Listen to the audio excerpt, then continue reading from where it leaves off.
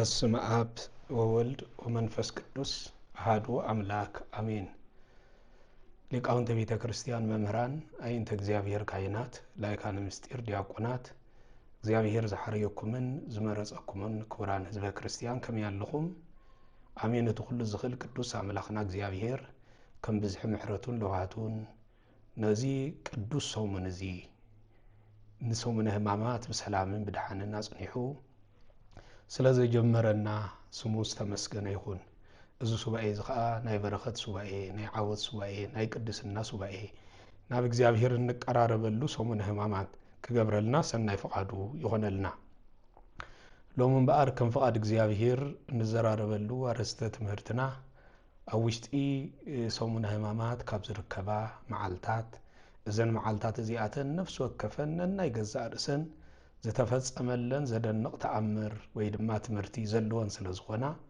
ካብዘን መዓልታት እዚኣተን እዛ ንሎሚ እንሪኣ ድማ ዕለተ ሐሙስ እያ። ዕለተ ሐሙስ ናይ ምስጢር መዓልቲ ተባሂላ ትጽዋዕ፣ ናይ ትሕትና መዓልቲ ተባሂላ እትጽዋዕ መዓልቲ ስለ ዝኾነት ሎሚ ኣብዛ መዓልቲ እዚኣ ዝተፈጸመ ምስጢራዊ ፍጻሜ እንታይ እዩ? እቲ መለኮታዊ ኣምላኽ ቃል ስጋ ኮነ ተባሂሉ ዝተነግረሉ በሚስጥረ ተዋሂዶ ድማ በሐፂር ደርመት በጸቢብ ቁመት ተወሲኑ እቲ ሰማያዊ አምላኽ ሰብ ተባሂሉ ዝተጸውዓሉ ወይ ድማ ፍጹም ሰብ ዝኾነሉ እዚ ምስጢር እዚ እንታይ ዓይነት ምስጢር እዩ? እዚ ሕልና ደቂ ሰባት ክበጽሖ ዘይክእሉ ምስጢር እኳ እንተኾነ ነገር ግን ሎሚ እዛ ዕለተ ሐሙስ እዚኣ ዓበይቲ ዝኾኑ ምስጢራውያን ዝኾኑ ነገራት ዝሓዘት በቲ ሰብ ዝኾነ አምላኽ ብኡ ዝተገብሩ ዘደንቁ ተኣምራት፣ ዘደንቁ ምስጢራት፣ ዘደንቁን ዝረቐቁን ግብርታት ናይ ድሕነት ግብርታት ዝተፈጸሙላ ዕለት ስለ ዝኾነት ሎሚ ከም ፍቃድ እግዚአብሔር ኣብዛ ዕለት እዚኣ ተኪርና ብዝርዝር ክንዘራረብ ኢና። ናይዚ ቃል እዚ መበገሲ ዝኾነና ወንጌል ዮሐንስ ምዕራፍ 13 ካብ ቁጽሪ 1 ጀሚሩ ዘሎ ቃል ይኸውን። ብዝርዝሩ ብዛዕባ እቲ ኣብኡ ተገሊጹ ዝርከብ ድማ ብጽማቕ ሓሳቡ ንምንታይ ሒዙ ዝርከብ ከም ዝኾነ ብዝርዝር እንዳረኣየናዮ ክንከይድ ኢና። ብመሰረቱ ግን እዛ ዕለት እዚኣ ናይ ምስግጋር መዓልቲ ተባሂላ እያ ትጽዋዕ። ናይ ምስግጋር መዓልቲ ማለት ብሉይ ኪዳን ስርሓ ወዲኣ ንሓዲስ ኪዳን ዝረከበትሉ መዓልቲ፣ መስዋዕቲ ኦሪት ዘብቅዓሉ፣ መስዋዕቲ ሓዲስ ዝተተካሉ፣ ናይ ብሉይ ኪዳን ስርዓት ናብቲ ናይ ሓዲስ ኪዳን ጸጋ ዝተሰጋገረሉ፣ ጎይታና ምስጢራት ጎይታናን መድኃኒናን ኢየሱስ ክርስቶስ ምስጢራት ዝገለጸሉን ንርእሱ ኣሕሊፉ ንምሃብ ድማ ኣብ ኢድ ሮማውያን ዝወደቐሉ ዕለት ብዝርዝር ዝዝከረላ ዓባይ መዓልቲ፣ ደቀ መዛሙርቱ ትሕቲሉ ኣእጋሮም ዝሓጸበሉ መዓልቲ እንዝክረላ ኢና። ስለዚ ኣብ ውሽጢ እዛ መዓልቲ እዚኣ ዓበይቲ ዝዝከሩ ወይ ድማ ወንጌል ዮሐንስ ምዕራፍ 13 ኣብ ውሽጡ ሒዝዎም ዝርከብ መሰረታውያን ነገራት ዓበይቲ መሰረታውያን ዝበሃሉ 6 ወይ ድማ 5 መሰረታውያን ነገራት ኣለዉ። እቲ ናይ መጀመርያ ምምስራት ምስጢረ ቁርባን እዩ። ናይ ሓዲስ ኪዳን መስዋዕቲ ምስጢረ ቁርባን ዝተመሰረተትላ ዕለት እዛ ሐሙስ መዓልቲ እያ። እዛ ሐሙስ መዓልቲ እዚኣ ምስጢረ ቁርባን ጎይታ ንመስዋዕቲ ኦሪት ሓሊፉ ንመስዋዕቲ ሓዲስ ዝተካኣላ መዓልቲ ተባሂላ ትጽዋዕ። ነቲ ሓላፊ ዝኾነ መስዋዕቲ ሕድገት ኃጢአት ከሁብ ብቕዓትን ዓቕምን ዘይነበሮ መስዋዕቲ ካብ ምድሪ ናብ ሰማይ ከብጽሕ ዘይክእል ዝነበረ መስዋዕቲ ካብኡ ንዑ ይሕሊፉ ሎሚ ንሱ ዘለዓለማዊ ህይወት ዘውህብ መስዋዕቲ፣ ምስ እግዚአብሔር ዘራኽብ ሓደ አካል ዝኽብር መስዋዕቲ፣ ኣብ ሕብረት ቤተ ክርስቲያን ህልዋት ከም እንኸውን ዝገብር መስዋዕቲ፣ ምስ እግዚአብሔር ዕርቂ ከም ዝህልወና ዝገብር መስዋዕቲ ሎሚ እዛ ዕለት እዚኣ ዝተፈጸመሉ መዓልቲ ምዃኑ ዝተገልጸሉ እዩ። ስለዚ እዛ ዕለት እዚኣ ምስጢረ ቁርባን ዝተመስረተሉ መስራቲኡ በዓሉ ጎይታ እዩ። ስለዚ በዓሉ እቲ ናይ ምስጢራት በዓል ቤት ዝኾነ ጎይታ ነዘን ምስጢራት እዚኣተን ንፍላይ ምስጢረ ቁርባን ዝመስረተሉ መዓልቲ ዝዝከር እዩ። ጎይታናን መድኃኒናን ኢየሱስ ክርስቶስ ምስ ደቀ መዛሙርቱ ናይ መወዳእታ ኣደራር ዝሰርዓሉ ወይ ድማ ዝበልዓሉ መዓልቲ ስለ ዝኾነ ድሕሪ እዚ ድማ ህብስትን ወይንን አልዒሉ እዚ ስጋ እዩ፣ እዚ ድማ ደመ እዩ፣ እንክስተዩ እንኩ ድማ ብልዑ እናበለ ምስጢረ ቁርባን መስሪቱ ንዓለም እቲ ናይ ድሕነት፣ እቲ ናይ ዘለዓለማዊ ህይወት፣ እቲ ናይ ምሕረት መስዋዕቲ ንዓለም ዝሃበሉ መዓልቲ ተባሂሉ ዝጽዋዕ እዩ። ስለዚ እዚ ድማ ንዓና ምስኡ ሓደ ክገብረና ናይ ዘለዓለም ህይወት መግቢ ዝተዋህበሉ መዓልቲ ተባሂሉ ዝጽዋዓሉ ዕለተ ሐሙስ እዩ። تناي مجمريا بار نزي نذكر لينا حامس كذكر نكلنا نزي إنا نذكر تناي مجمريا نحدث كده مسويت استسوى أبلة حاموسي إلة حاموس نمجمريا جزي بيت كريستيان قداسي غيرا قربان سريعة ندق أمزامورتا كلهم كافت قدوس قربان تساتف تخمز خونو زغبرت لهم يا لومي معالتاوي مسواتي التقرب زلاني حدث كده بيت كريستيان نايز مسوات زي مبغسيا إلة حاموسي إلة حاموس مبغسي زخون الله ناي إلة حاموس مسواتي مبغس زخون الله أكسع لومي لكع كم تأب إلة حاموس بيد ويتا مسوات زقربه لكعكم عينة مسوات إن قربت التقصل زلا سقع مسات كريستوس دما التقصل سلازي ممسرات قدوس قربان ممسرات اتي هوت زهب اتي زل عالماوي هوت زهب اتي ناي زل عالم مغب زخونه قدوس قربان مسوات خوينو زقربلا معلت تباهيلا تذكر علتيا اتكالاي دما حصبت اغريو ጎይታናን መድኃኒናን ኢየሱስ ክርስቶስ ንርእሱ አትሒቱ ንርእሱ አድርሒቱ ብፍላይ ቅድመ ድራር ምጅማሮም አቀዲሙ ተንሲዩ ክዳኑ ተዓጢቁ ወይ ድማ አብ ማዓንጦ ተዓጢቁ ንደቀ መዛሙርቱ ንኹላቶም እግሮም ዝሓጸበሉ ብትሕትና ንርእሱ ትሕት አቢሉ እግሪ ባራይኡ እግሪ አገልገልቱ ዝሓጸበሉ ዕለት ዝከር እዩ ክርስቶስ እታ ፍጽምቲ ዝኾነ ትሕትኑ ዝገለጸላ መዓልቲ ድማ ተባሂላ ትጽዋዕ ነዛ ትሕትና እዚኣ ዝወዳደራ የለን ሰብ እግሪ ካልኦት እንተሓጸበ ካብኡ ስለ ዝበልጽ እዮም ክርስቶስ እግሪ ደቀ መርቶም ምትብቱ ዝሓጸበ ግን ብትሕትና እዩ ስለዚ ኢየሱስ ክርስቶስ ነዚ ድንቅ ዝኾነ ትሕትና ዝፈጸመላ እቲ ጎይታ ፍጥረት ዝኾነ አምላኽ እተን ዓለማ ዝፈጠረ ንኹሉ ኣብቲ ኢትሒዱ ዝጨበጠ ንዓና ንደቁ ብትሕትና ምእንቲ ክምህረና ትሕት ኢሉ እግሪ ደቀ መዛሙርቱ ዝሓጸበላ ተባሂላ ትጽዋዕ ትካላይ ድማ ንስሐይ ቅድሚ ቁርባን ሙሳድና ብንስሐ ክንጸር ከም ዝግባአና ከርእየና ስለ ዝደለየ ምክንያቱ እቲ ክርስቶስ ንደቀ መዛሙርቱ እግሮም ምሕጻቡ እግሮም ሓጺብኻ ደጋዊ ርስሓቶም ካብ አካላቶም ከም ዝእለ ምግባሩ ነቲ ንነፍሲ ከርስሕ ዝኽእል ካብ እግዚአብሔር ከርሕቕ ዝኽእል ሓጢያት አቀዲሙ ቅድሚ ቅዱስ ቁርባን ብንስሐ ክሕጸብ ከም ዘሎ ከርእየና ስለ ዝደለየ ስለዚ ብጥቕልሉ እግረ ደቀ መዛሙርቱ ዝሓጸበላ ዕለት ተባሂላ ትጽዋዕ እቲ ሳልሳይ ድማ ሓድሽ ትእዛዝ ዝተዋህበላ ዕለት እያ እዚ ጎይታ ኣብዚ ዕለት እዚ ከምታ ኣነ ዘፍቀርኩም ንስኻትኩም ንሓድሕድኩም ክትፋቀሩ ሓድሽ ትእዛዝ እህበኩም ኣለኹ ክብል ዮሐንስ ምዕራፍ 13 ቁጽሪ 34 ዝተኣዘዘሉ ቃል እዩ ስለዚ እዚ መዓልቲ እዚ መዓልቲ ፍቅሪ ተባሂሉ ይጽዋዕ ፍቅሪ ዝተኣወጀሉ ፍቅሪ ከዓ ከም ትእዛዝ ዝተዋህበሉ ስለዝኾነ ንሓድሕድና ክንፋቀር ንሓድሕድና ከምቲ ጎይታ ዘፍቀረና ንሕና ከዓ ብኡ መምዘንን መለክዕን ከዓ ንኻልኦት ከነፍቅር ነዚ ዓለም እዚኣ ከነፍቅር ትእዛዝ ዝተዋህበና መዓልቲ ስለዝኾነ ሓድሽ ትእዛዝ ዝተዋህበላ መዓልቲ ፍቅሪ ተባሂላ ትጽዋዕ እቲ ራብዓይ ኣብ ጌተ ሰማይኒ ዝጸለየሉ እዩ ማለት እዩ እዚ ድማ ድሕሪ ድራር ጎይታ ናብ ደብረ ዘይቲ ወይ ድማ ጌተ ሰማይኒ ኸይዱ ዓሚቕ ጸሎት ዘቕረበሉ ወይ ከዓ ናይ አስተንትኖ ጸሎት ዘቕረበሉ ግዜ እንዝክረሉ እዩ ኣብዚ ድማ ሰብኣዊ ፍቃዱ ምስቲ መለኮታዊ ፍቃዱ ምስቲ መለኮታዊ ፍቃድ አብኡ ሓደ ዝገበረሉ ምስቲ መለኮታዊ ፍቃድ አብኡ ሓደ ዝገበረሉን ንዓና ድማ ኣብ ግዜ ፈተና ብጸሎት ከመጌርና ማለት ብጸሎት ከመጌርና ክንስዕር ንጸላኢ ክንስዕር ከም እንኽእል ኣርአያ ዝኾነልና መዓልቲ ጽዋዕ ስለዚ እዛ ዕለት እዚኣ ንሱ አክንደ አዳም ኮይኑ አውያቱ ዘቅረበሉ ንሱ አክንደ አዳም ኮይኑ ማለት ብጭንቂ ዝተራእየሉ ጸሎቱ ደም ካብ አካላቱ ክሳዕ ዘንጠብጥብ ዝተራእየሉ ዝረድኦ መልአክ ክሳዕ ዝመጽእ ዝተራእየሉ እዚ ዘመልክት አክንደ አዳም ወኪሉ ስለ ዝመጽ እምበር ንሱ በባህሪኡ ረዳእ ስለ ዝደሊ ይኮነን ንሱ ናይ ባህሪ አምላኽ ንተልእኮ ንመላእክቲ ዝልእኽ አምላኽ ስለ ዝኾነ እዚ ግን ብዓብይ ንዓና አርአያ ነይሩ ንአዳም በተሓደ ወገን ካሕሳ ነይሩ በተኻልኣይ ወገን ከዓ አርአያና እዩ ነይሩ አከቢድ ጭንቂ አከቢድ ፈተና ኣብ ዝወዳቕናሉ ግዜ ናይ ከቢድ ጭንቅናን ፈተናናን መፍትሒኡ ጸሎት ከም ዝኾነ እቲ ዝበለጸ መገዲ ንሽግርና ንፈትሓሉ ጸሎት ክኸውን ከም ዝግባእ አርአያ ዝኾነልና ኣብ ጌተ ሰማኒ ኮይኑ ከዓ ነቲ አርአያና ዝኾነ ጸሎት ዝፈጸመሉ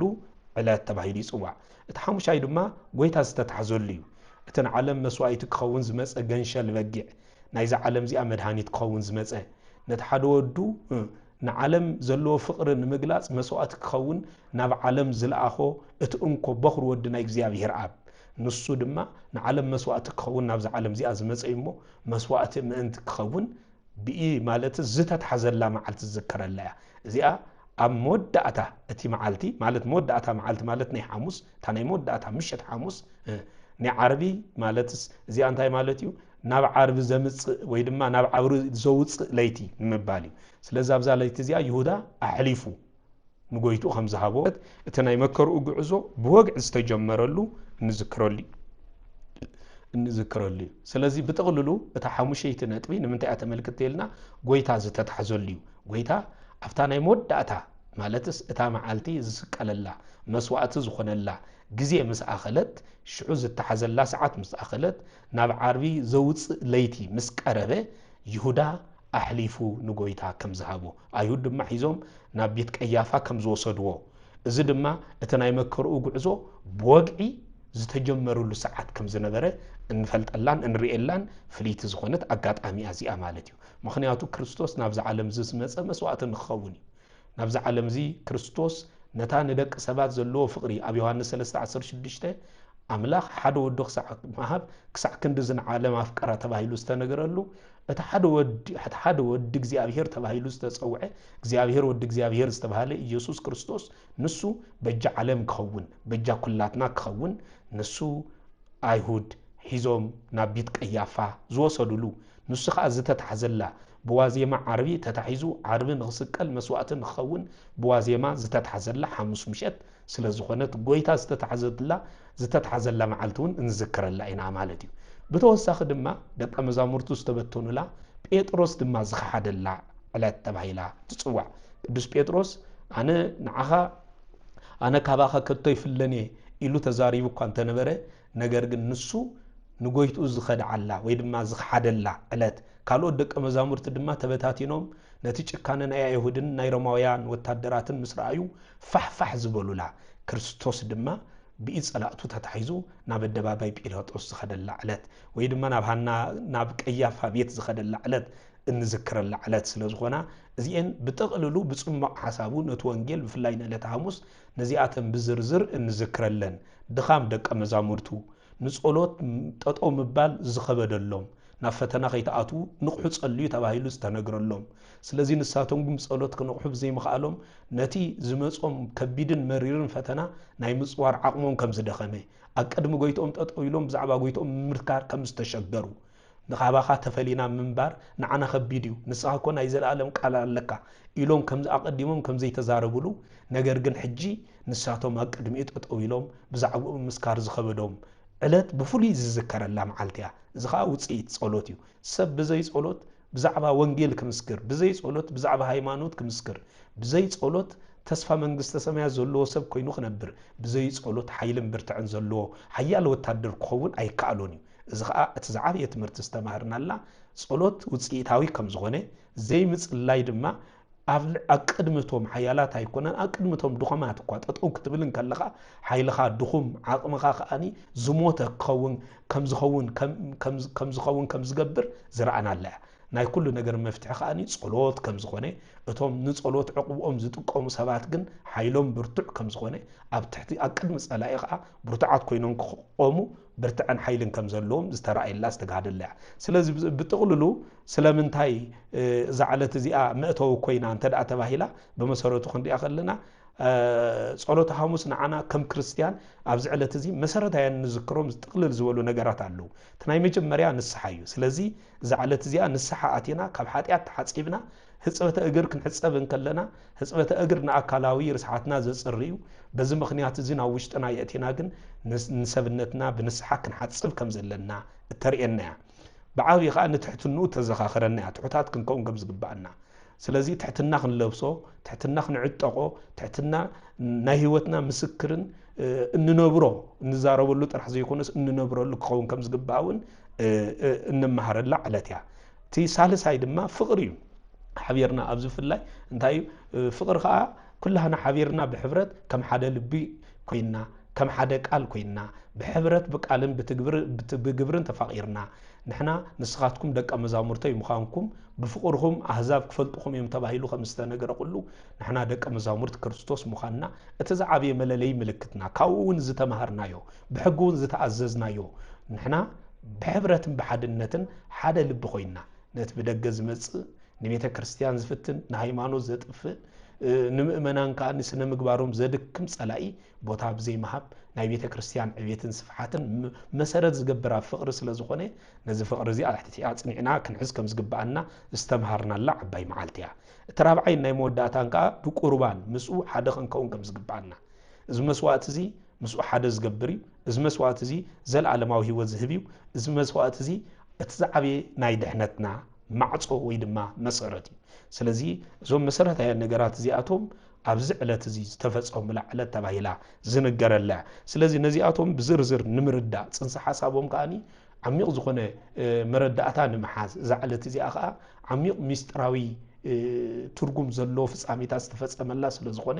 ነዚ ከም መረዳእታ ክሕግዙና ዝኽእሉ ብዛዕባ ዕለት ሐሙስ ንዝተፈጸሙ ዝተፈላለዩ መሰረታዊ ነዞም ኣቀዲምና ክንዝርዝሮም ከም መእተው ዝጸናሕና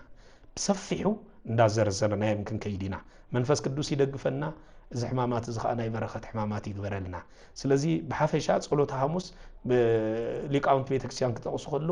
ሚስጥረ ቁርባን ከም ሐድሽ ህይወት ሚስጥረ ቁርባን ከም ሐድሽ ህይወት ገይሮም ይገልጹ አቀዲምና ከም ዝገለጽናዮ ሚስጥረ ቁርባን ናይ ሚስጥረ ቁርባን ዝተመሰረተት ለዓለት ከም ዝኾነት ገሊጽና ኣለና ስለዚ ሚስጥረ ቁርባን በአገላለጽ ሊቃውንት ከም ሐድሽ ህይወት ተባሂሉ ይዝገለጽ ምክንያቱ ጸሎት ሐሙስ ጎይታናን መድኃኒናን ኢየሱስ ክርስቶስ ንደቀ መዛሙርቱ ስጉኡን ደሙን ከህቦም እንከሎ ተራ መዘከርታ ገይሩ ይኮነን ሂብዎ ተራ መዘከርታ ገይሩ አይሃቦምን ሉቃስ ወንጌላዊ ቅዱስ ሉቃስ ኣብ ዝተጻሕፈ መሰረት ገይሮም ብዙሓት ናይ እምነት ትካላት ሕዋትና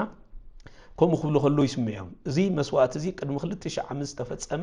መዘከርታ ጥራሕ ዝኸውን ዳንበር ካው ዝሐለፈ ነገር የብሉን ክብሉ ይስምዑም ሎቱ ጽባዓት እግዚአብሔር ካብዚ ሰውርና ነገር ግን እዚ መስዋዕት እዚ ናይ ክርስቶስ ህይወት ናብ ደቀ መዛሙርቱ ዝፈሰሰሉ ናብ ክርስቶስ ናብ ደቀ መዛሙርቱ ናፍቶም ናኡ ዝኣምኑ ኸኣ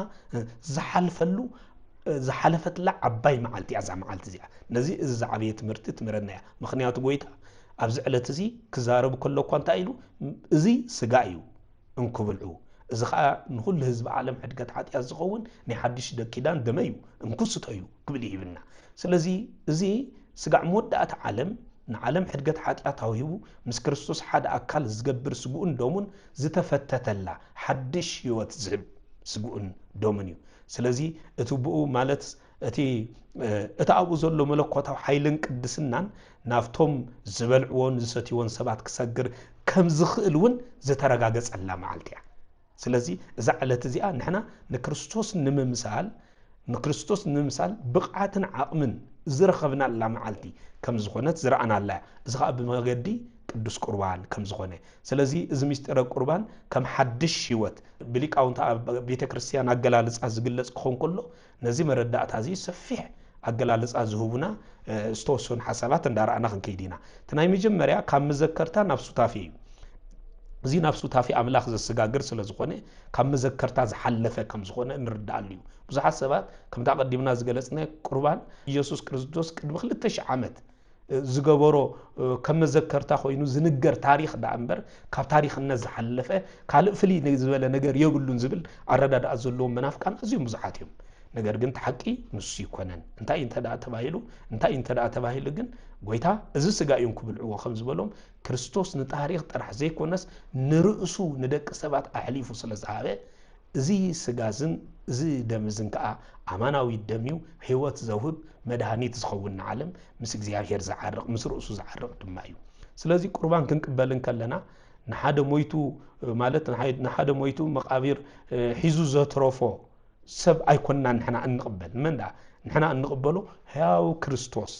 ነቲ ሕያው ህይወት ዝኾነ ክርስቶስ ናብ ውሽጥና ኢና ነእትዎ ስለዚህ ነቲ ሕያውን ህይወትን ዝኾነ ክርስቶስ በመገድ ቅዱስ ቁርባን ናብ ውሽጥና እንእትወሉ እምበር ከም መዘከርታ ተሪኽና የጥራሕ እንሓልፍ ከም ዘይኮነ እዛ ዕለት እዚኣ ዘጋሃደትሉ መዓልቲ ምዃና ብንጹር ምርዳእ የገድሰና ማለት እዩ ስለዚህ እቲ ኣብ ክርስቶስ ዘሎ ናይ ዘለዓለም ህይወት በመገድ ቅዱስ ቁርባን ኣቢሉ ናፍቲ መዋት ዝኾነ ስጋና እንታይ ይኸውን ምስኡ ውህደትን ሓድነትን ምስ ገበረ ንሕና ሕያዋን ክንከውን ንጅመር ስለዚህ ናይ ህያውነትና መሰረቱ መን ቅዱስ ቁርባን እዩ ተናይ ሓድሽ ኪዳን መስዋዕት ከም ዝኾነ ካብዚ ብንጹር ክንርዳእ ይከኣለና እዩ ስለዚህ ናይ መጀመርያ ነዚ ዘረዲ ነቲ ሱታፊ ዘረዲ ማለት እዩ ተካላይ ድማ መለኮታዊ ሓይሊ ናብ ሰብኣዊ ማለትስ ናብ ሰብኣዊ ድኻም ወይ ድማ ድኻምነት ዝገልጽ ክኸውን ከሎ ብፍላይ ኣብዚ ብዝርዝሩ ክረአን ከሎ ኣብቲ ህብስትን ጽዋእን ዘሎ መለኮታዊ ሓይሊ ናብቲ ተቐባሊ ክሰድርን ከሎ ሰብኣዊ ባህሪና ብፍጹም ይቕይሮ ሰብ እቲ ሰብኣዊ ዝኾነ ባህሪኡ እቲ ኣብ ምድሪ ዝተርፍ ኣተሓሳስቡ እቲ ግዝያዊ ዝኾነ ድልየቱን ትምኒቱን ሙሉ ብሙሉእ ክቕየር ዝኽእል ብመን ይተልና ብመገዲ ቅዱስ ቁርባን እዩ ስለዚ መገዲ ቅዱስ ቁርባን ነዚ ቀይሩ ሰማያውያን ዘለዓለማውያን ህይወታውያን ከም እንኸውን ዝገብረና እዩ ስለዚ እዚ መሰረት እዚ ናይ መጀመርያ ቅድስና እዩ ካልኣይ ከዓ ስዕረት ሞት እዩ ሰብ ብመገዲ እዚ መስዋዕት እዚ ወይ ከዓ ብመገዲ ቁርባን እዩ ክቅደስ ዝኽእል ንዓለም ከዓ ክስዕር ዝኽእል ቅድስና ክንብል እንከለና ቅድስና ብጻዕዳ ደቂ ሰባት ጥራሕ ዝርከብ ኣይኮነን ብምንታይ ይተልና ግን ካብቲ ቅዱስ ዝኾነ ክርስቶስ ስጉኡን ደሙን ብምቕባል ዝመጽእ እዩ ራዩ ካብዚ ዝመጽእ ምኽንያቱ ብዘይዚ ንሕና እንሰርሖ ስራሕ ጥራሕ ናብ ጽድቂ ናብ ዓወት ናብ ቅድስና ናብ ፍጽምና ክብጽሓና ኣይክእልን እዩ ሰባት ንዝፍጽምዎ መንፈሳዊ ግብርታት ኩሉ መሰረት ዝገብር መን ይተልና እዚ ቅዱስ ቁርባን እዩ ስለዚ ቅዱስ ቁርባን ናይዚ ናይ ቅድስናና መሰረት ናይ ቅድስናና ሓይሊ ከም ዝኾነ ብዝግባእ ምርዱ የድሊ ማለት እዩ ካልኣይ ስዕረት ሞት እዩ ሞት ኣብ ልዕሊ ክርስቶስ ስልጣን ከም ዘይብሉ ከም ዘይነበረ ኩሉ እቲ ስጉኡን ደሙን ዝተቐበለ ሰብ እውን ራዩ እቲ ስጉኡን ደሙን ዝተቐበለ ሰብ እውን ናይቲ ትንሳኤኡ ተኻፋሊ ከም ዝኸውን ዘርአየና እዩ ነዚ እዩ እቲ ስጋይ ዝበልዕ ንሱ ኣባይ ክነብር እዩ ዝተባሃለ ክርስቶስ ሕያው እዩ ንሱ ድማ ንዘለኣለም ዝነብር እዩ እቲ ንስጉኡ ዝበልዕ ንደሙ ዝሰቲ ድማ ኣብ መን እዩ ዝነብር ኣብቲ ሕያው ዝኾነ ኣብቲ ዘለዓለማዊ ዝኾነ ኣምላኽ ስለ ዝነብር ስለዚ ንሞት እንስዕረሉ መለኮታዊ ሓይሊ እንረክብ ብመገዲ ስጉኡን ደሙን እዩ እዛ ዕለት እዚኣ እምበር ነዚ ዝረኸብናላ መዓልቲ እያ ነቲ ሰብኣዊ ዝኾነ ኣተሓሳስባና ነቲ ግዝያውን ስጋዊ ዝኾነ ኣረኣያና ኩሉ ኣጥፊኣ ብቅድስና ንነብረሉ ዓቕምን ብቕዓትን ዝረኸብናላ መዓልቲ እያ ስለዚ እቲ ናይ ክርስቶስ ዘይሙማት እቲ ናይ ክርስቶስ ዘይሙማት ናብ ውሽጥና ሰሪጹ ብምእታው ንሕና ኣካል ክርስቶስ መቕደስ ክርስቶስ ከም ንኸውን ዝገብረና መስዋዕቲ እዩ ማለት እዩ ተሳልሳይ ድማ ሓድሽ ህይወት እዩ እዚ ማለት እንታይ ማለት ኢልኩም ሓድሽ መንነት እዩ ዝበና ሰብ ሓድሽ መንነት ዝረክብ ብመገዲ ቅዱስ ቁርባን እዩ ሓድሽ መንነት ዝተለወጠ መንነት እቲ ኣረጊት ዝነበረ መንነቱ ብዝበለፀን ህይወት ክህብ ዝኽእል መንነት ጽድቂ ክሰርሕ ዝኽእል ሓያል ዝኾነ መንነት ቅድስና ክሰርሕ ዝኽእል ብርቱዕ ዝኾነ መንነት ክረክብ ዝከኣሎ ብመገዲ እዛ ዕለት እዚኣ ንዓለም ዝኣወጀቶን ዝሃበቶን ክርስቶስ በዛ ዕለት እዚኣ ንዓለም ዝሃባን ዝኣወጁን ቅዱስ ቁርባን እዩ ስለዚ እዚ ትምህርቲ እዚ ብንጹር ክግለጽ እንከሎ ቁርባን ክንወስድ እንከለና ምስ ክርስቶስ ሓደ ስጋ ኢና ንኸውን ሓደ ስጋ እንኸለሉ ምስጢር እዩ ስለዚ እቲ ኣብ ክርስቶስ ዝነበረ ትሕትና ፍቕሪ ከምኡውን ምስ ኣቦኡ ዝነበሩ ሕብረት ኩሉ ናትና እንታይ ናትና ህይወት ይኸውን ራዩ እዚኣቶም ኩሎም ገንዘብና ክኾኑ ዝጅምሩ ንሕና ናይዚኦም ወነንቲ ክንከውን እንጅምር ንሕና ብመገዲ ቅዱስ ቁርባን እዩ ማለት እዩ ስለዚ እቲ ሓድሽ ህይወት ዝበሃል ብመሰረቱ ክንሪኦ ከለና እቲ ድሕሪ ቁርባን ዝነበረ መንነትና ወይ ድማ ኣነ ኢልና እንምካሐሉ ዝነበረ ናይ ቀደም ናይ ሓጢኣት መንነትና ማለት እዩ ኣነ ኢሎም ሰባት መጨስ ዝምክሕሉ ኣነ ኢሎም ድማ ብፍሉይ ዝገልጽዎ መንነት ኣለዎም እዚ መንነት እዚ ክርስቶስ ዘይነበሮ መንነት እዚ መንነት እዚ ቅዱስ ቁርባን ዘይነበሮ መንነት እዚ መንነት እዚ ናብ እግዚአብሔር ቅርበት ዘይነበሮ ናብ ኣምላኽ ዘይተመልሰ መንነት ተባሂሉ ይጽዋዕ ስለዚ እዚ ዘይኮነ ክርስቶስ ኣብኡ ዝነብር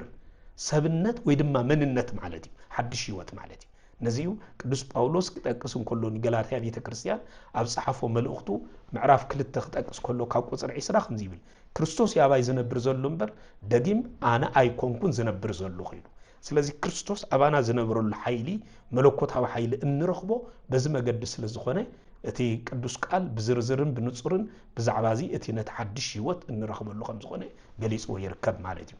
ስለዚ ተራባዓይ ነጥብ ድማ ናይ ፍቕሪ ምስጢር እዩ ቅዱስ ቁርባን ማለት ኣጋፔ ይብሎ ናይ ፍቕሪ ማዕዲ ይብሎ ስለዚ ናይ ፍቕሪ ምስጢር እዩ ቁርባን ንኣምላኽን ንሰብን ብሓደ ፍቕሪ ዝኣስር ሓደ ዝገብር ማዕዲ ስለ ዝኾነ ናይ ፍቕሪ ምስጢር ተባሂሉ ይጽዋዕ ምክንያቱ እዚ ማዕዲ እዚ ሰብ ምስ ሰብ ጥራሕ ኣይኮነን ምክንያቱ ተዛዓበየ ናይዚ ምስጢር እዚ ተዛዓበየ ምስጢራውነቱ ኣምላኽን ሰብን ኣተኣሳሲሩ ሓደ ዝገብር ስለ ዝኾነ ውህደት ኣብ መንጎ ኣምላኽን እግዚአብሔርን ዝፈጥር ደቂ ንጉስ ውሉድ እግዚአብሔር ተባሂልና ከም ንጽዋዕ ዝገብር ስለ ዝኾነ እዩ ስለዚ ናብ ሰማይ ምስ ኣምላኽ ናብ ምድሪ ከዓ ምስ ኣሕዋት ሓደ ዝገብር ማኣዲ ዘተኣሳስር ማኣዲ ስለዝኾነ በዚ ምክንያት እዚ ናይ ፍቕሪ ምስጢር ይባሃል ናይ ፍቕሪ ምስጢር ክርስቶስ ስጋኡ ክህብ ከሎ ዝበለፀ ፍቕሪ እዩ ንደቂ ሰባት ገሊፁ እዚ ዝበለፀ ፍቕሪ እዚ ከዓኒ ምስ እግዚኣብሔርን ምስ ኣሕዋትን ሓደ ይገብረና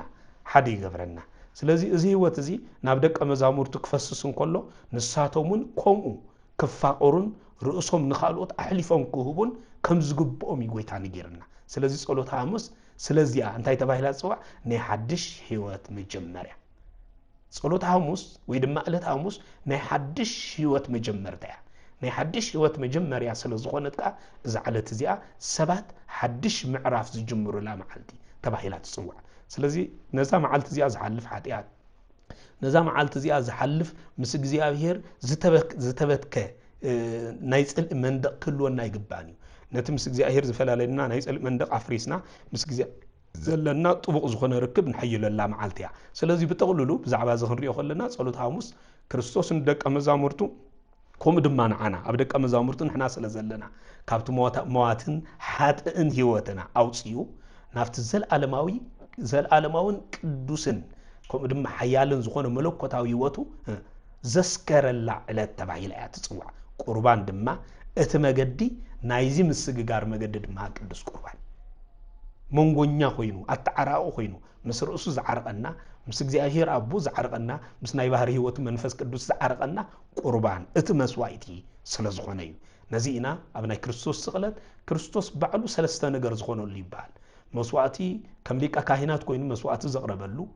ከምኡ ድማ እቲ ዝስዋዕ መስዋዕቲ ኮይኑ ከም ገንሸል በጊዕ ኮይኑ ዝቐረበሉ ነቲ መስዋዕቲ ዝቕበል ተወካፊ መስዋዕቲ ኮይኑ ከዓ ንርእሱ ከዓ ዝቐረበሉ ስለ ዝኾነ ስለዚ በዚ ምክንያት ነዚ ንርዳኣሉ እዩ ስለዚ ጸሎት ሐሙስ ቤተክርስቲያን ሓንቲ ስጋ ዝገበረትላ ዕለት እያ ስለዚ ሎሚ ኣብ መንጎና ዘሎ ናይ ዓልየት ምፍልላይ ኣብ መንጎና ዘሎ ናይ ፖለቲካ ምፍልላይ ኣብ መንጎና ዘሎ ናይ ዶብ ምፍልላይ ኣብ መንጎና ዘሎ ናይ ሕብርን ቀለምን ምፍልላይ ኣብ መንጎና ዘሎ ናይ ደረጃ ትምህርቲ ምፍልላይ ኣብ መንጎና ዘሎ ናይ መነባብሮ ምፍልላይ ኣብ መንጎና ዘሎ ናይ ስልጣን ምፍልላይ ሴራ ንኹሉ ሓደ ዝገበረት ዕለት እያ መን ዕለት ሐሙስ ንቤተ ክርስቲያን ሓደ ስጋ ዝገበረት ዕለት ተባሂላ ትጽዋዕ ስለዚ በቲ ዝተቐበልናዮ ስጋ እንደምን ምስ ክርስቶስ ሓደ ንኸውን ምስ ኣሕዋት ድማ ሓደ ንኸውን እዚ ኢና ትዛዕበየ ንመሃረሉ ጸሎት ሐሙስ ጎይታናን መድኃኒናን ኢየሱስ ክርስቶስ ርእሱ ንደቀ መዛሙርቱ ከም መግቢ ዝሃበላ መዓልቲ እያ እዚ መግቢ እዚ ግን ናይ ህይወት መግቢ ግዝያዊ መግቢ ይኮነን ከምቲ ነታ ሳምራዊ ሰበይቲ እቲ ኣነ ዝህበክ ማይስ ንዘለዓለም እንተ ትደሊ ነርክሲ ንዘለዓለም ካብዚ ማይ እዚ ኣይምደለኽን ነርክ ከም ዝበላ ስለዚ እዚ መግቢ እዚ ዘለዓለማዊ መግቢ እዩ ስለዚ እዚ ስጋ እዩ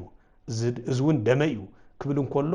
ሞት ጥራይ ዘይኮነስ ኣስተውዕሉ ሞት ጥራይ ዘይኮነስ ምስ ደቁ ንዘለዓለም ሓደ ኮይኑ ከነብር ዘለዎ ናይ እግዚአብሔር ፍቃድን ድልየትን ዘርአይ እዚ ማለት እግዚአብሔር ምሳና ዘለዎ ዘለዓለማዊ ምሳና ዘለዎ ምንባር ዘለዓለማዊ ድልየትን ሓልየቱን ወይ ድማ ፍቃድን ዘርአየላ ፍሊቲ መዓልቲ እያ ስለዚ እዚ ሚስጥር እዚ ሚስጥር ፍቅሪ ሚስጥር ተዓምቕ መለኮታዊ ፍቅሪ ዝተገልጸሉ ስለ ዝኾነ ሚስጥር ክብሪ ክብሉ ሊቃውንት ይጽውዕዎ ካልኣይ ኣብዚ ዕለት ዝጥቀስ ናይ ፍቅር ኪዳን እዩ እዚ ሊቃውንት ቤተ ክርስቲያን ነዚ መዓልቲ ዝውን ክገልጽዎን ከለው መዓልቲ ቃል ኪዳን ክብልዮም ዝጽውዕዋ ሐሙስ ናይ ቃል ኪዳን መዓልቲ ተባሂላ ትጽዋዕ እዚ ኪዳን እዚ ብሕጊ ዘይኮነስ ብሞትን ብትንሳኤን ዝተረጋገጸ ፍቅሪ ከም ዝኾነ ድማ ይረዱ እዚ ብምንታይ ዝተረጋገጸ ብሞትን ብትንሳኤን ዝተረጋገጸ ፍቅሪ ይብሉ ጎይታ እግሪ ደቀ መዛሙርቱ ክሓጽብ ከሎ ንሕናውን ንኣሕዋትና ክንሓጽብ ከነገልግል ከለና ምስኡ ዘለና ኪዳን እንታይ ይኸውን ተይልና ከም ዝሕደስ ወይ ድማ ጽኑዕ ከም ዝኸውን ይገብሩ ስለዚ እዚ ትምህርቲ እዚ ነዚ ኪዳን እዚ በመሰረቱ እውን ዝተዋሃበሉ ስለ ዝኾነ ብንጹር በዚ ህይወት እዚ ክንሓልፍ ከም ዝግባና ኣብ ኩሉ ጉዕዘናን ኣካይዳናን ኣርኣያና ዝኸውን ምሳሌና ዝኸውን ክርስቶስ ከም ዝኾነ ብዝበለጸ ዝተማሃርናላ ኢና ሊቃውንት ቤተክርስቲያን ብዛዕባ ነዚ ክገልጹ ከለዉ ነዚ ናይ ፍቅሪ ኪዳን እዚ ዝገልጽ ሓሳብ ክገልጹ ከለዉ ካብቲ ኣብ ብሉይ ኪዳን ዝነበረ ናይ ሕጊ ኪዳን ፈልዮም ክጠቕስዎን ከለዉ እንታይ ይብሉ ብጣዕሚ ረቂቕ ኣዝዩ ረቂቕ ብዝኾነ መገዲ እዚ ኪዳን እዚ ሓድሽ ዝገበሮ ይብሉ ካብ ፍርሒ ዘይኮነስ ካብ ፍቅሪ ዝተበገሰ ብምዃኑ ይብሉ ናይ ብሉ ኪዳን ሕጊ ኣብ ፍርሒ መሰረት ዝገበረ እዩ ነይሩ ናይ ሓድሽ ኪዳን ሕጊ ግን ኣብ ፍቅሪ መሰረት ዝገበረ እዩ ስለዚ ንኽልቲኡ ኪዳናት ኣወዳዲሮም ብከምዚ ዓይነት ይገልጽዎ ስለዚ ነዚ ብመሰረቱ ከረዱና ዝኽሉት ናይ መጀመርያ ካብ ሕጊ ናብ ፍቅሪ ዝተገበረ ምስግጋር እዩ ካብ ሕጊ ናብ ፍቅሪ ዝተገበረ ምስግጋር እዩ ኣብ ብሉይ ኪዳን ማለትስ ኣብ ብሉይ ኪዳን ብዙሕ ግዜ ክንርኢ ከለና ኪዳን ክበሃል እንከሎ እዚ ግበር እዚ ኣይትግበር ዝብል ትእዛዝ ሒዙ ዝርከብ እዩ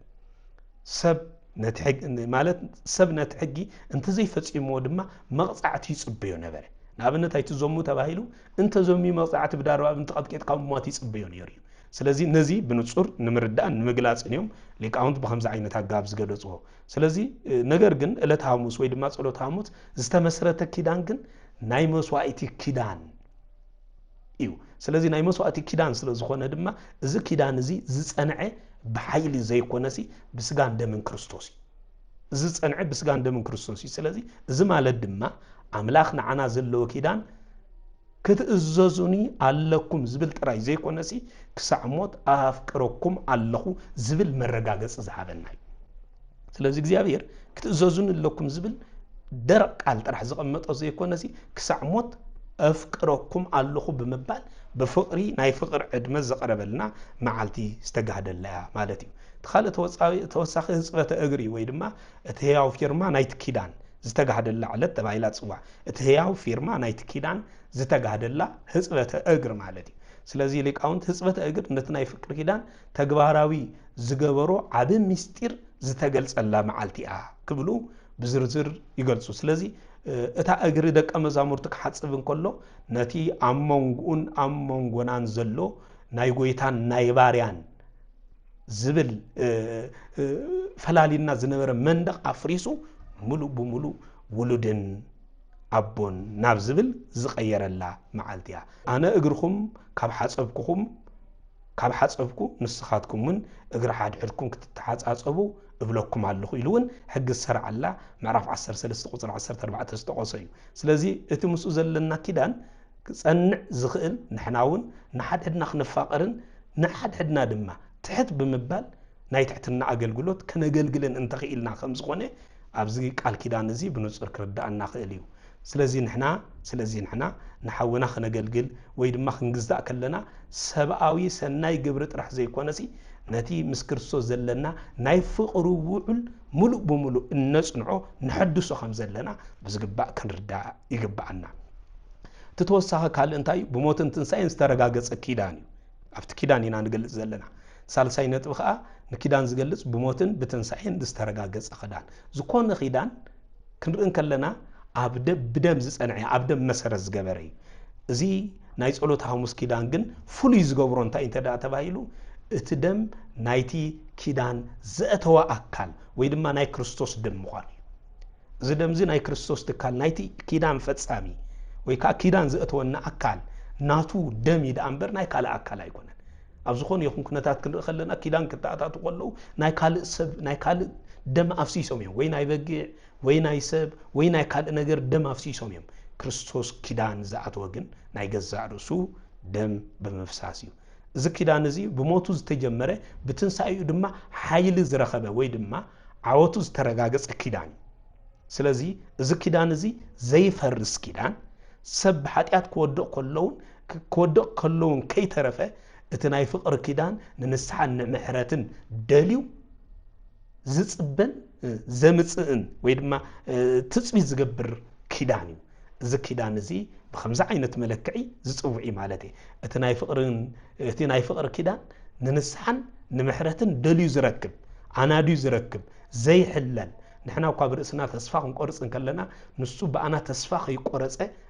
ንንስሓን ንምሕረትን ዝዕድመና ዝጽውዓና ኪዳን ናይ ሓድሽ ኪዳን እዩ ተራብዓይ ነዚ ኪዳን ዝገልጽ ሓባራዊ ኪዳን ዝብል እዩ እዚ ሓባራዊ ኪዳን ተባሂሉ ዝጽዋዕ ኪዳን እዚ ከዓ ኣብ መንጎ ውልቀ ሰብን ኣምላኽን ጥራይ ዘይኮነሲ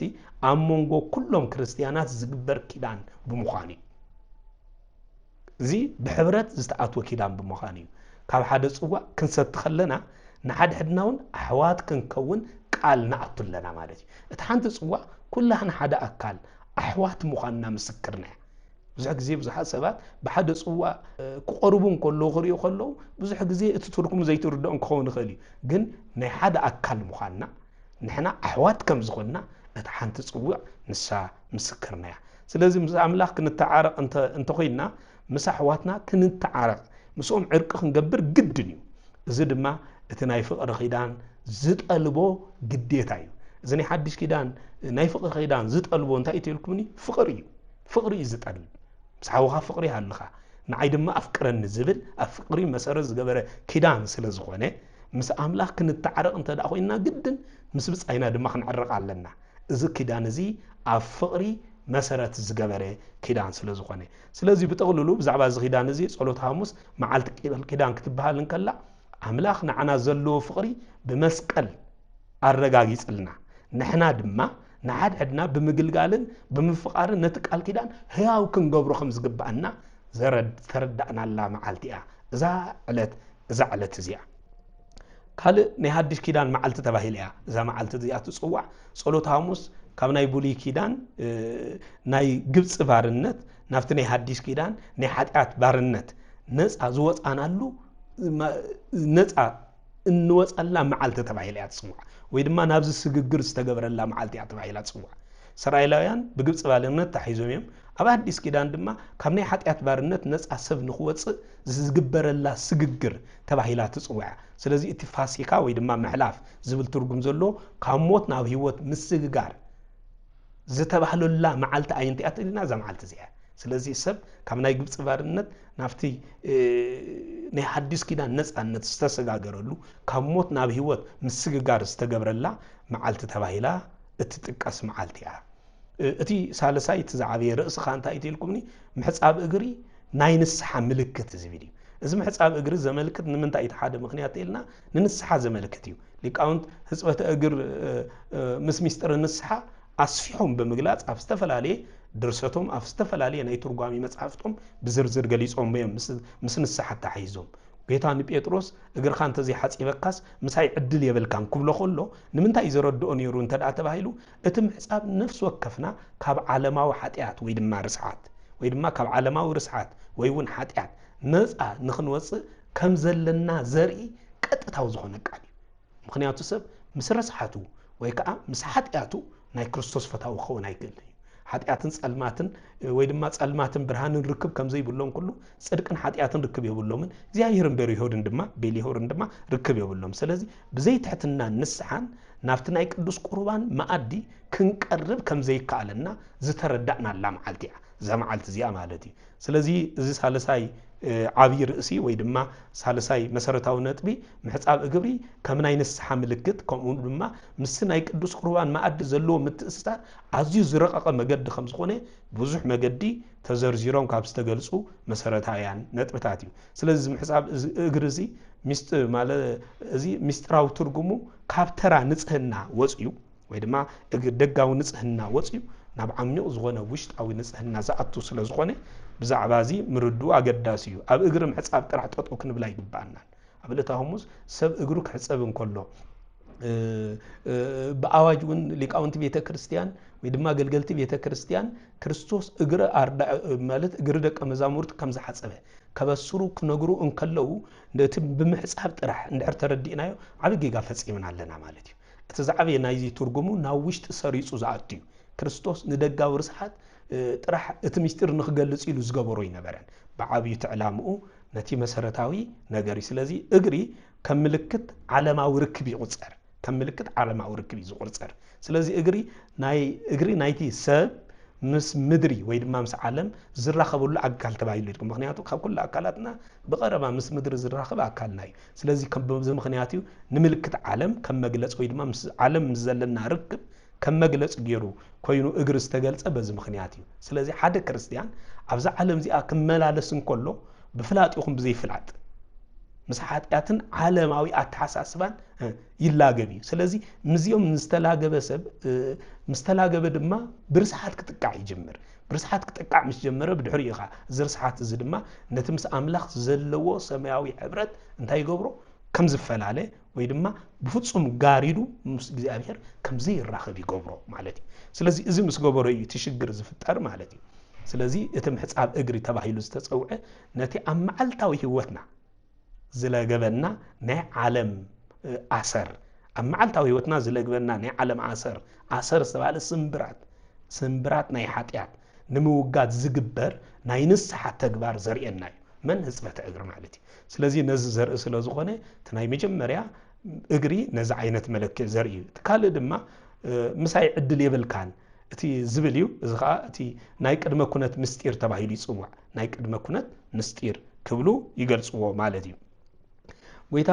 ንጴጥሮስ እግርኻ እንተዘይ ሓጺበካስ ምሳይ ዕድል የብልካን ክብል ዮሐንስ 13:8 ጠቂሱሉ ነይሩ እዩ ስለዚህ እዚ ከዓ እንታይ ይትልኩምኒ ከም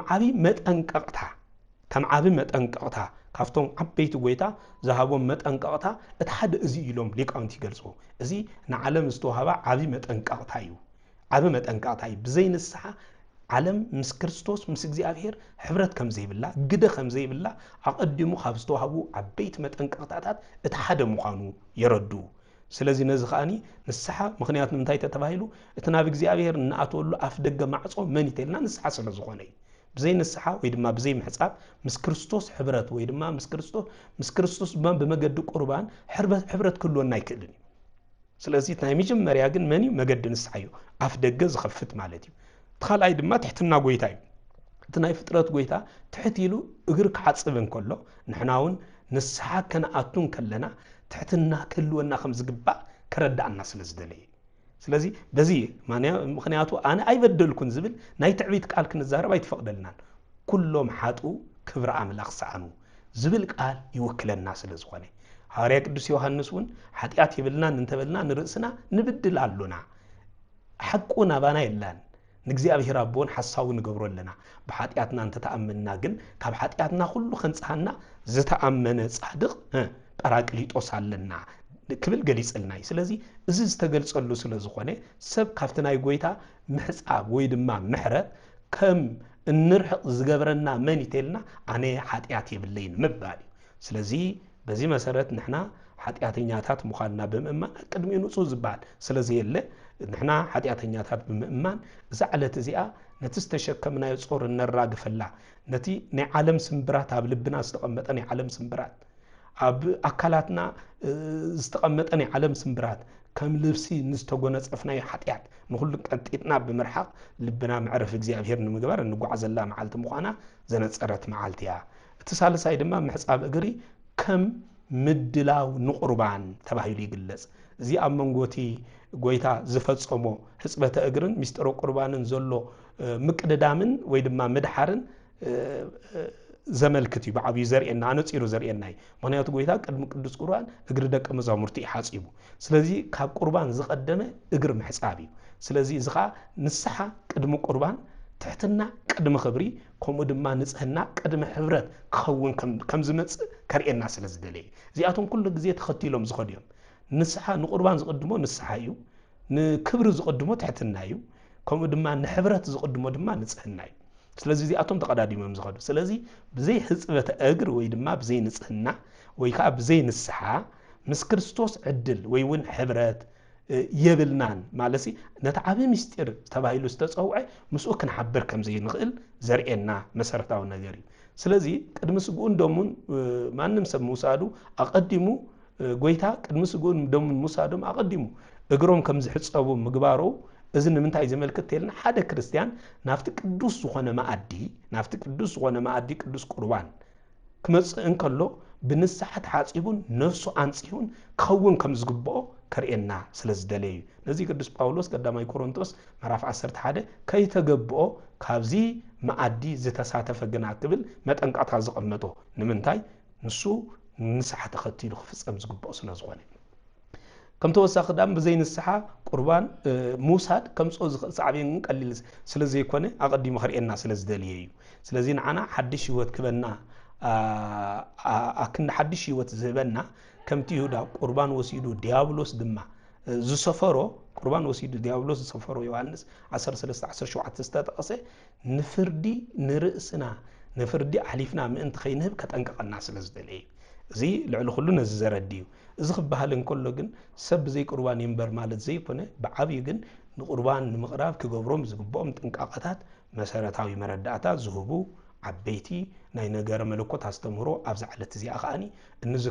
እንዝክሮም መሰረታዊ ነጥብታት እዮም ማለት እዩ ተራብዓይ ድማ ንስሓ ከም ምሕጻብ ሓድሕድ ይግለጽ ከም ምሕጻብ ሓድሕድ ሊቃውንቲ ነዚ ሓሳብ እዚ ናብ ማሕበራዊ ህይወት ደቂ ሰባት ወሲዶም እዮም ዝርዝራዊ መግለጽ ዝገልጽዎ ምክንያቱ ንሕና ንሓውና ክንመክር እንከለና ወይ ይቕረ ክንብለሉ ከለና ወይ ድማ ካብ ጌጉኡ ንኽምለስ ክንሕግዞን ከለና ንሕናውን እግር ሓውና ብከምዚ ዓይነት መገዲ ከም ዝሓጸብና ገይሩ ዝቁጸር ምናልባት ምሕጻብ ዝብል ብቐጥታ ናይ ሓውና እግሪ በኣካል ኣብ ማይ ኣሊኽና ኣብ መዘፍዘፊ ጌርና ከም ምሕጻብ ጥራሕ ገይሮም ዝትርጉሙ ሰባት ኣለዉ እዚ ግዝያዊ እዩ እዚ ምሳሌያዊ እዩ ዋላው ካን ትሕትና ዝገልጽ እንተኾነ ነገር ግን እቲ ዝዓበየ ናይዚ ቃል እዚ መሰረታዊ ትርጉም እንታይ ተባሂሉ ንሓውና ካብ ጌጉኡ ንኽምለስ ምምካር ወይ እውን ንዝበደለና ሓውና ይቕረ ምባልን ይቕረ ባህል ክኸውን ግቡእ ትምህርቲ ምምሃር ካብ ጌጉኡ ዝምለሰሉ መገዲ ድማ ብምጥጣሕ ናይ ንስሓ ሰብ ናይ ይቕሬታ ካብ እግዚአብሔር እናተቀበለ ዝነብር ሰብ ናይ ፍቅር ሰብ ናይ ህይወት ሰብ ኮይኑ ከም ዝነብር ምግባር ትዝዓበየ ናትና ሓላፍነት እዩ እዚ ድማ ነታ ቤተ ክርስቲያን እንታይ ይጠቕማት ይልኩምኒ ነታ ማሕበር ቅዱሳን ተባሂላ ወይ ድማ ማሕበር አምላኽ ተባሂላ ዝፅውዕት ቅዱስ ቤተ ክርስቲያን ኩሉ ግዜ ንጽህቲ ኮይና ምስ ክርስቶስ ከም እትነብር ይገብራ እዚ ዝገብራ ግን እዚ ሕግን እዚ መምርሕን ብምኽታል እዩ ማለት እዩ ስለዚህ بتوسخ النصحة كم مأتو تبعي لي جلس كم تقدمنا زجلسنا يو كم مأتوي مخنياتو قدسنا بزي نصحنا انت يكوني اي مصئني بزي نصحنا زمص قدسنا يلن ስለዚህና ቅድስና ንምብጻሕ እቲ ንጽህና ክፍጸማለዎ ናይ ንጽህና መገድኻ መበገሱ ይኻ ንስሓይ ስለዚህ ህጽበተ እግር በጠቅሉሉ ንስሓ ዝገልጽ ይዝበልና ይውን ነዚ መሰረታዊ ነጥብ እዚ ዘረድዩ ስለዚህ ቀዳማይ ስጉምቲ እንታይ ይተልና ንስሓዩ እዚ ማለት ኣብ ሰብር እዩ እዚ ማለት ሰብ ናብ አምላኽ ክመጽን ኩሉ አቀዲሙ ካፍቲ ዝለገቡ ዓለማዊ ርስሓትን ኃጢአትን ክነጽህ ወይ ድማ ንስሓ ከኣቱ ከም ዘሎ ዘመልክተናይ መሰረታዊ ነገር ነዚ ዘመልክት ቀጥታዊ ነገር ዝርአናሉ መሰረታዊ ነጥብ እዩ ከም ተወሳኺ ድማ ሚስጥረ ቁርባን ካ ንሕብረት ዘረዲ ካልኣይ ስጉምትና ካ ድሕርዚ ናይ መጀመርያ ስጉምትና ንስሓ ክኸውን ከሎ ካልኣይ ስጉምትና ካ ቅዱስ ቁርባን እዚ ካልኣይ ስጉምቲ እዚ ካ እንታይ ይተልሙ እቲ ዝነጽህ ልቢ መሕደረ ስጋን ደምን ክርስቶስ ከም ዝኸውን ምግባር እዩ መጀመርያ ብንስሓ ርእስና ምሕጻብ ኣስዒብና ድማ ነቲ ብንስሓ ዝነጽህ ልቢ ንዕኡ መሕደረ ክርስቶስ ንኽኸውን ንስጋናን ማለት ስጋን ደምን ክርስቶስ በመውሳድ ንርእስና ፍጹም ዝኾነ ውህደትን ሓድነትን ምስ ክርስቶስ ከም ዝህልወና ምግባር ይዝገልጽ ስለዚህ ዚኣቶም ብንጹር ዝገልጽ ስለዚህ ብንስሓ ናብ ቁርባን ምቕራብ ከም ዘይከኣል ወይ ድማ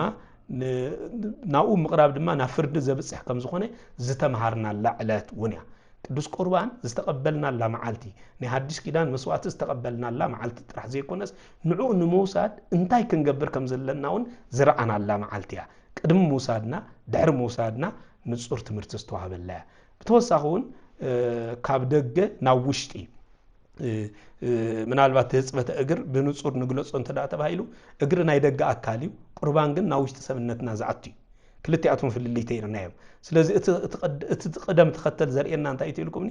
አምላኽ ቅድም ነቲ ናይ ደገ ነቲ ናይ ደገ አመላለሳና ኣብ ዓለም ዘለን ምስ ዓለም ዘለና ርክብ ማለት እዩ ከነንጽህ ኣቀዲሙ ከም ዘድልየና እዚ ኸ ዘርአየና ግዜ ነዚ ዘርአየና ግዜ ብእግሪ ወይ ድማ እግሪ ድግዳማዊ ቁርባን ግን ናብ ውሽጢ ዝኣቱ ማለት እዩ ንሱ እንታይ ኢኻ ንሱ ሓጺቡ ምስ ኣጽረየና በዚ ምኽንያት ዚና ንሱ ሓጺቡ ምስ ኣጽረየና ኢና ንሕና ናብ ውሽጥና ወይ ድማ ናብ ልብና ኣትዩ ሚስጥረ ቁርባን ዝፍጽመልና ስለዚህ ኣቀዲምና ክንሕጸብ ድሕሪ ምሕጻብና ከዓ ናፍቲ ዓቢ ሚስጥር ቡቕዓት ኮይና ክንርከብ ይግባአና ስለዚህ እንታይ ማለት ይተልና መንፈሳዊ ህይወት ካብ ግዳማዊ ንስሓ ጀሚሩ ናብ ውሽጣዊ ውህደት ምስ ክርስቶስ ዘሰግር ዓሚቕ ወይ ድማ ሚስጥራዊ መገዲ ከም ዝኾነ ዘርኤና እዩ ማለት እዩ ስለዚህ ህጽበተ እግር ትሕትና ከም ስልጣን ዝተጋሃደላ መዓልቲ እውን ከም ተወሳኺ ትሕትና ከም ስልጣን ዝተገልጸላ መዓልቲ እዛ መዓልቲ እዚኣ ስለዚህ ጎይታ እግረ ደቀ መዛሙርቱ ክሓጽብ ከሎ ጎይታ ዝሓጸቦ ናይ ደቀ መዛሙርቱ እግር ጥራይ ዘይኮነሲ ነቲ ኣብ ልቦም ዝነበረ ናይ ትዕቢት ወይ ድማ ናይ ምዕባይ መንፈስ ይሓጽቦ ስለዚህ ሐቀኛ ስልጣን ኣብ ምግልጋልን ትሕትናን መሰረት ዝገበረ ከም ዝኾነ ድማ እንታይ ዝተገልጸላ መዓልቲ እያ اتحقنيا سلطان ወይ ከዓ ተሐቀኛ አገልግሎት መሰረት ዝገብር ምንታይ ተልና ኣብ ትሕትና መሰረት ዝገበረ ከም ዝኾነ ሰራየላ ስለዚህ ህዝበተ እግር እቲ ዝለዓለ ናይ ትሕትና ስራሕ ዝተፈጸመላ ቁርባን ድማ እቲ ዝለዓለ ናይ መለኮታዊ ክብሪ ተሳትፎ ዝፍጸመላ እያ ማለት እዩ ስለዚህ ጎይታ ነቲ ቀደም ተኸተል ብዝግባእ ፈጺሙ ና ክብሪ ክትበጽሑ እንተደሊኹም ብትሕትና ጀምሩ ንምባል እዩ ና ክብሪ ዝብጽሕ ብትሕትና ብንጅማሪ ትሕትናኻ ናይ ንስሐ መምዘኒ ትሕት ሰብ ንስሐ ከኣተ የጽጉሞኒ ትሕት ሰብ ናብ እግዚአብሔር ክቐርብ ኣይገጽቦኒ ስለዚህ ሰብ ትሕት ኢሉ ርእሱ እንተ ዘይመርሚሩን ኃጢአቱ እንተ ዘይተኣሚኑን ነቲ ሰማያዊ ክብሪ ዝኾነ ቅዱስ ቁርባን ክሽከሞ ዓቕሚ ይብሉን ንቅዱስ ቁርባን ሰባት ክሽከሞ ዝኽእሉ ንርእሶም እንተ መርሚሮምን ኃጢአቶም እንተ ተኣሚኖምን ጥራሕ ስለዚህ ንቁርባን ንሽከመሉ ዓቕሚ ገይሩ ጎይታ ዝሃበና ኣብዘን ክልተ መሰረታዊ ነገራት መሰረት ዝገበረ እዩ ንርእስና ከም ኃጢአተኛ ምእማን ማለሲ ተኣሚንና ምቕራብ ንርእስና ድማ ብግቡእ ገዲ ፈትሽና ብትሕትና ምምርማር እዩ ስለዚህ ሰብ ትሕት ኢሉ ንርእሱ እንተ ዘይመርሚሩ ናብዚ ደረጃ ዝኽበጽሕ ኣይከኣሉን ብጠቕሉሉ እምበኣር ጸሎተ ሐሙስ ጎይታ እግረ ደቀ መዛሙርቱ ክሓጽብ እንከሎ ብዘይትሕትናን ንስሓን ናባይ ክትቀርቡ ኣይከኣለኩምኒ ዝብል ቀጥታ ዝኾነ ትምህርቲ መልእኽቲ ዝነበሮ እዩ ነይሩ ንስሓ ድማ እተን ዓለማዊ ርስሓትና ኣወጊዱ ምስ ክርስቶስ ሓደ ዝገብር ስለ ዝኾነ ነዚ መገድሲ ብዝግባእ እዛ መዓልቲ ኣጊዳትና እሞ ምርጫና እዚ ክኸውን ይግብኦ ስለዚህ ህጽበተ እግር ሰብ ንኽሕጸብ ዘርዮ ፍቃድን ትሕትናን ወይ ድማ ንኽሕጸብ ዘርዮ ናይ ፍቃደኝነትን ናይ ትሕትናን መለክዕ እዩ ምክንያቱ ንስሓ ዝፍጸም ብፍቃድ እዩ ኣብ ፍቃድና መሰረት ዝገበረ እዩ ትሕትና ዝፍጸም ኣብ ፍቃድና መሰረት ዝገበረ እዩ ጎይታ ክሓጽበካ ዶ ትደሊ ኢኻ ኢሉ ክሓተና እንከሎ መልስና እወ ዝብል ክኸውን ይግብኦ ልክዕ ከም ጴጥሮስ በዲሉ ና ክርስቶስ መጽዩ ብናቱ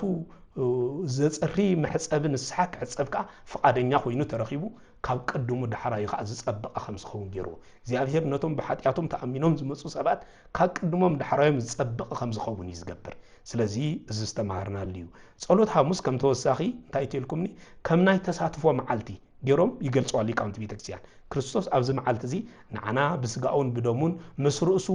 ኣዋሃሂድና ብትሕትንኡ ድማ ከመይ ጌርና ክንነብር ከም ዝግባአና ድማ ረኣየ ኮይነና ሪኹም በዚ ብስጉን ደሙን ምስኡ ሓደ ኣካል ክገብረና ከሎ ብትሕትንኡ ድማ ከመይ ጌርና ኣብዚ ዓለም እዚ ወይ ድማ ከመይ ጌርና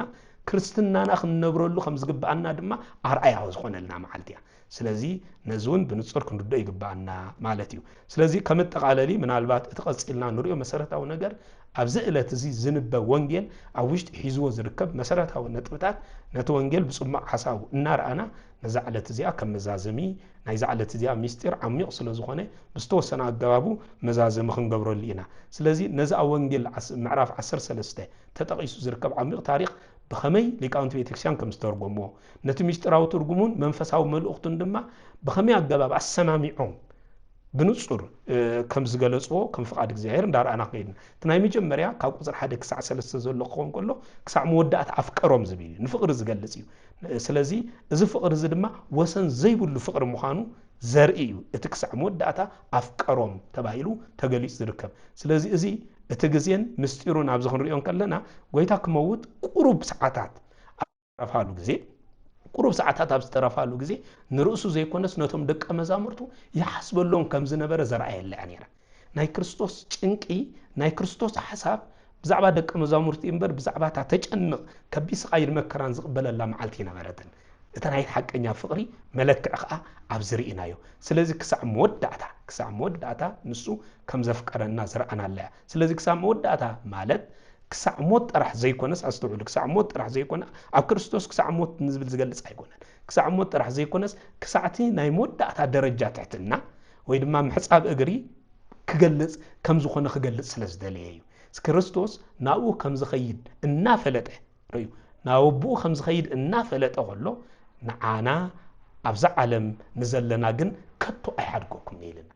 ناو بي خيدا لغن عخاتكم كتون أحدكم ني زبل أتي مودة زي بلو فقرو زجلت الله أجيدو استرعي الليو تكالا إدما أتي مستراوي حسبة أجر زجلس كابكو زر ربعته كسب 10 حد زلو قوم كله لكاونت نتقويتا كدانو عن فيرو ما يدما عتيرو أجر حسب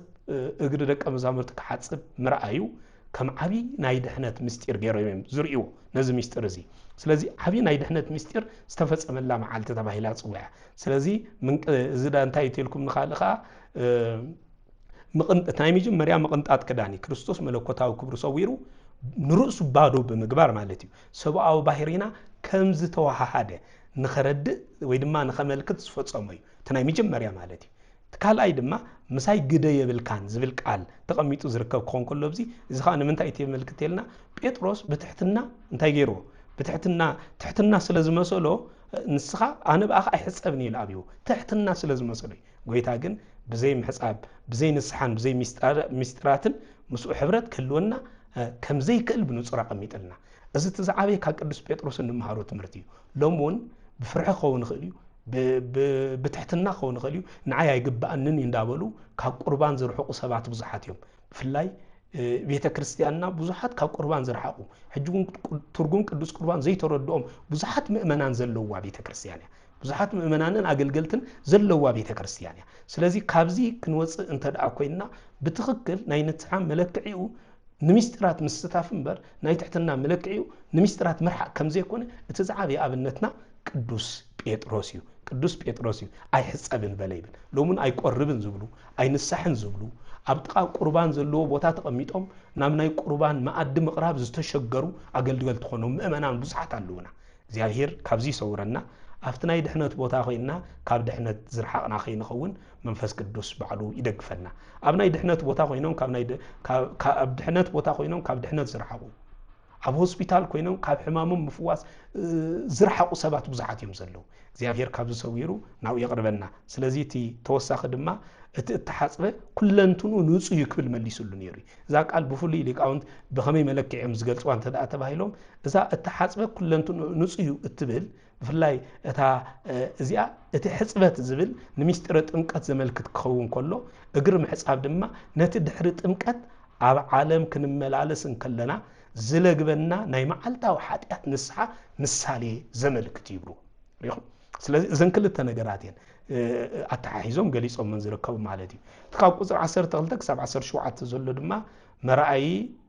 ሂበኩም ኣለኹ ብዝብል ዝጠቃለል ክኾን ከሎ ጎይታ እግሪ ሓድሕድኩም ክትሓጽቡ ንዓኹም ኣርኣያ እህበኩም ኣለኹ ክብል ዝገለጾ እዩ ማለት እዩ እዚ ናይ መጀመርያ ዘርእዮ እንታይ ትልና ትሕትና ኣብ ኩሉ ህይወትና ከም መሳርሒና ክንጥቀመሉ ከም ዘለና ካብዚ ትሕትና ዝረሓቐ ህይወት ከም ክህልወና ከም ዘይግባእ ዘርእየና እዩ ስለዚ ትሕትና ቃላት ጥራይ ዘይኮነሲ ግብሪ ከም ዝኾነ ግብራዊ ከም ዝኾነ ስለዚ ንትሕትና ብቃል ጥራሕ ዘይኮንና ክንለብሳ ዝግባእና ብግብሪ ክንለብሳ ከም ዝግባእና ዝረኣናሉ እዩ ጎይታ መምህርን ጎይታን ክንሱ እግሪ ካብ ሓጸበ ንሕና እውን ንሓድሕድና ካብ ኩሉ ሰብ ኣብ ቅድሚ ኩሉ ሰብ ትሕት ብምባል